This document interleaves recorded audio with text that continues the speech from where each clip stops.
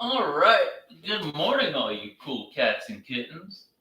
I hope everyone's doing great on this Tuesday morning.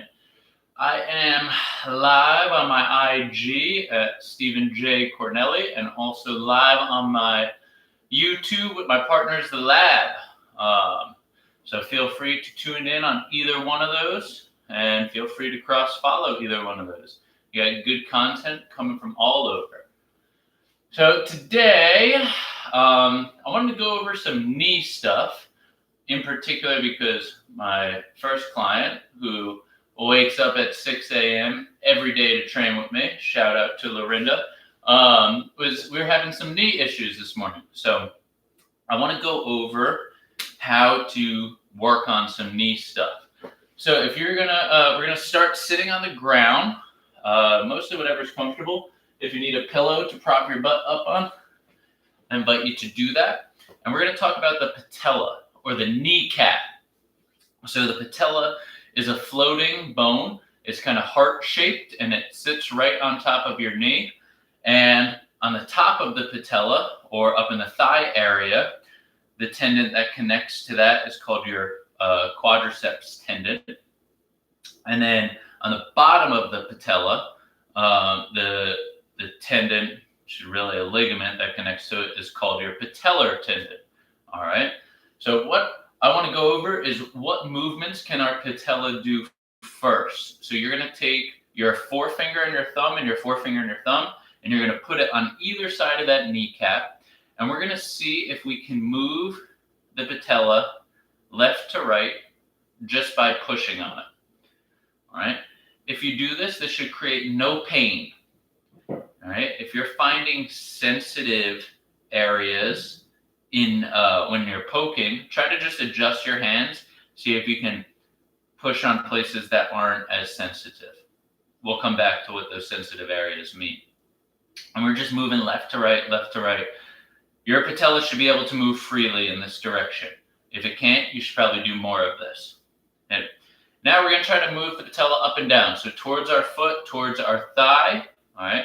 And so try same 4 fingers, pushing down, pushing up, pushing down, pushing up. Make sure that it moves freely. If you're having trouble, you can try changing the angle of your knee. All right. A straighter knee, but not completely locked out, will encourage a little bit more movement. And then you can adjust a little bit, bending it. It should still move. It just won't move quite as much. All right. Now that we got our 4 directions of movement, left, right, up, down, let's connect them in a circle to form a CAR, or a controlled articular rotation, which is a fundamental movement in the functional range conditioning principles that I use to help increase mobility. So what we're going to do is let's start by pressing down so our patella is moving south towards our foot. Then while holding it there, let's push it towards the left. And then while holding it left, we'll push it up. And then while holding it up, we'll push it to the right. And then while holding it to the right, we'll push it down. We just made one full rotation. Let's do that rotation one more time. Left, up, right, down. Reverse directions. Right, up, left, down. One more time. Right, up, left, down. Good. So you just made 2 controlled articular rotations in each direction with your patella. Your patella is a bone that you can't control freely, actively, but you can control it freely, passively, meaning you can move it with your fingers. It's important to do that so we get some synovial fluid, which is the fluid of the joints, and some more encouraged blood flow to that area, which can help the repair process. All right, let's switch legs. And we're going to do the same thing on the other leg.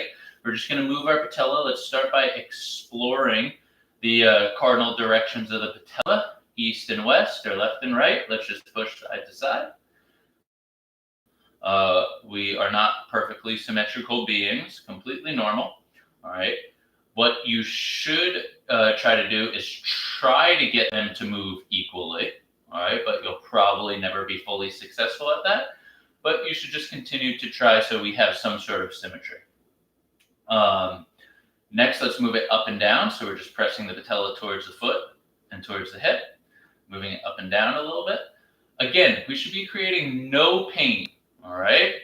Now, if your fingers are on a spot pushing that you feel some sensitivity, if it is a pain level of a 1 or 2, like something you can deal with, for instance, my left pointer finger is on the outside of my patellar tendon right now. That's a little sensitive to me, but I can deal with it. So I'm going to keep my finger there and I'm going to breathe through it and try to relax. If I can successfully do that, the pain should subside over time.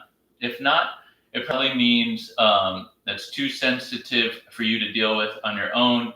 And once quarantine is over, or if you have time to set up a one-on-one appointment, we can go over why that is sensitive, and I can show you kind of how to deal with that on your own.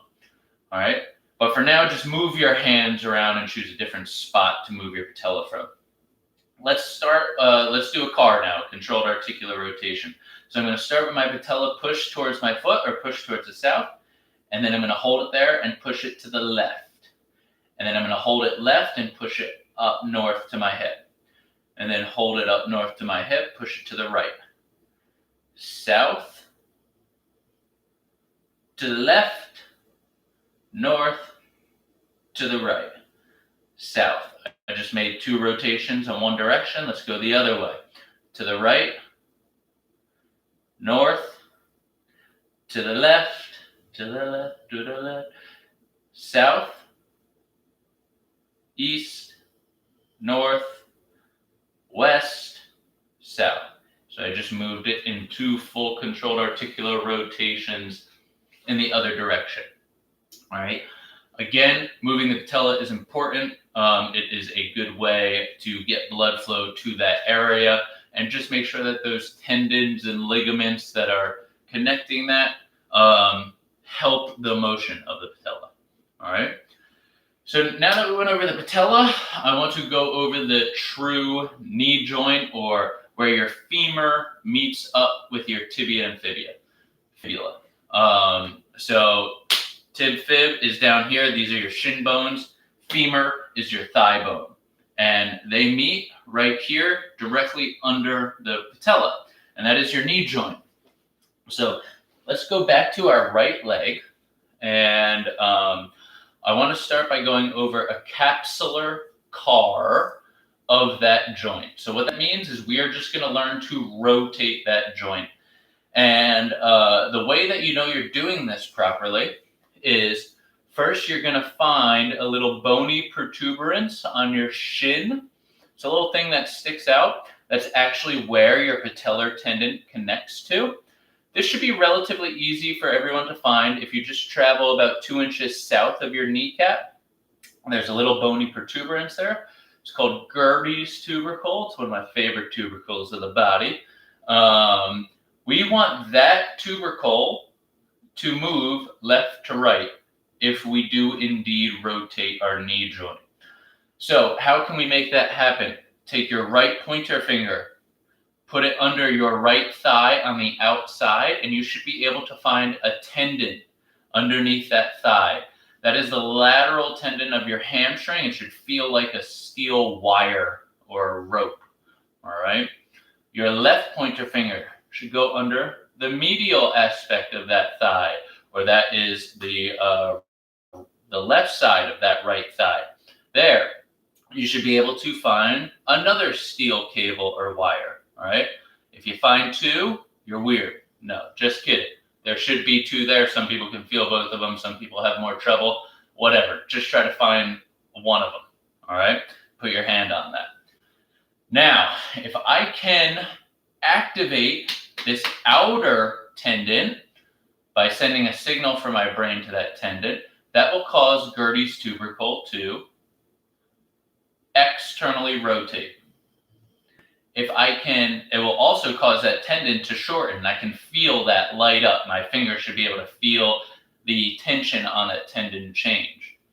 Now, if I want Gerdy's tubercle to internally rotate, I can send a signal from my brain to the tendons under there.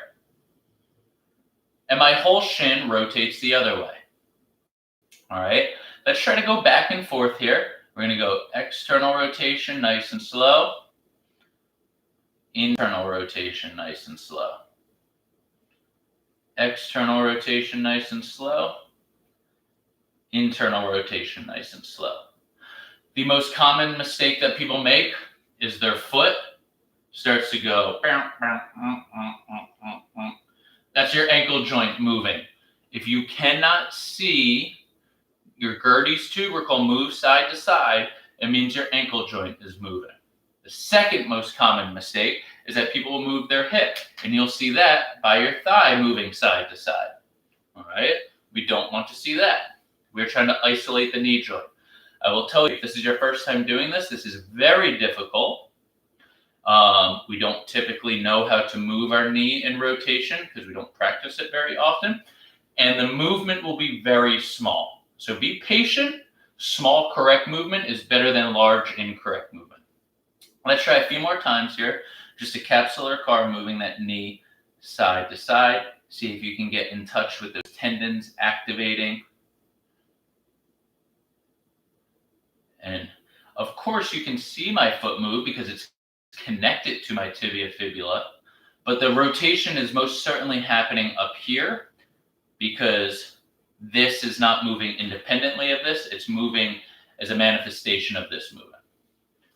All right, shall we switch sides? So again, we're now on our left leg here. First step, let's find Gerdy's tubercle. It's about 2 inches south of the patella. Little bony protuberance right there.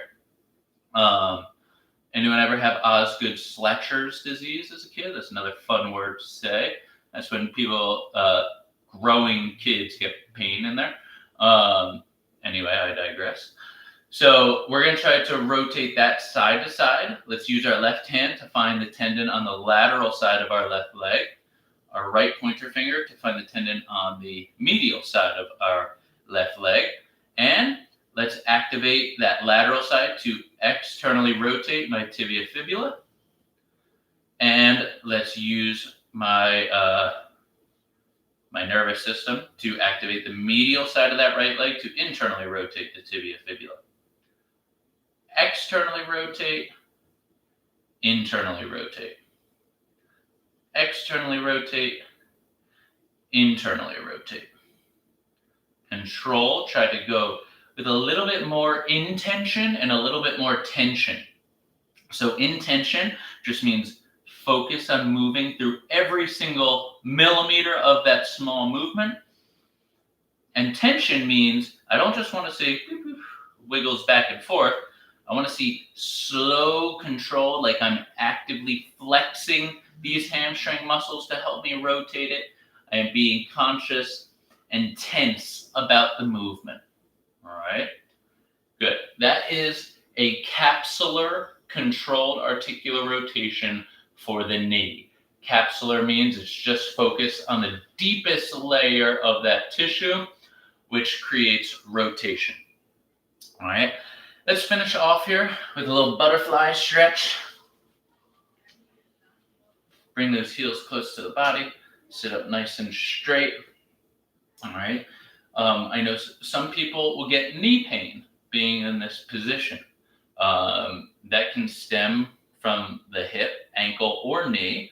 But sometimes doing some knee cars and some knee movements to help prime that joint for movement will make this position feel better. So if you do get knee pain in the butterfly, you can start off with some knee cars, and hopefully that helps it. Another position that some people get knee pain in is a 90-90 position. Let's transfer over to that. We're going to take our right foot, put it out. This right knee is going to start to come down. Left leg is going to lift up and drive back behind me. I'm now in my 90-90 position, right leg forward. Again, this should not feel bad on the knees. Sometimes it does for people who don't have the prerequisite hip or knee mobility. So maybe doing a little knee stuff first can help get you ready to be in this position. Let's transfer over to the other side. I'm just going to rotate by putting my left hand behind me and switching over. Left leg's now in front of me, 90 degrees at every joint. Make sure you have good joint angles. That's why it's called 90-90 and not 87-85. Again, there should feel no knee pain in the joint. And if you do, again, it might not be directly because of the knee. It might be something up the chain or down the chain. But I can't tell you that over a group session. It would have to be something that we evaluate one-on-one. All right, but a good place to start is by looking at the knee.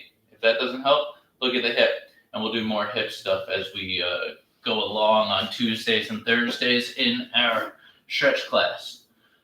Anyway, I hope that was helpful.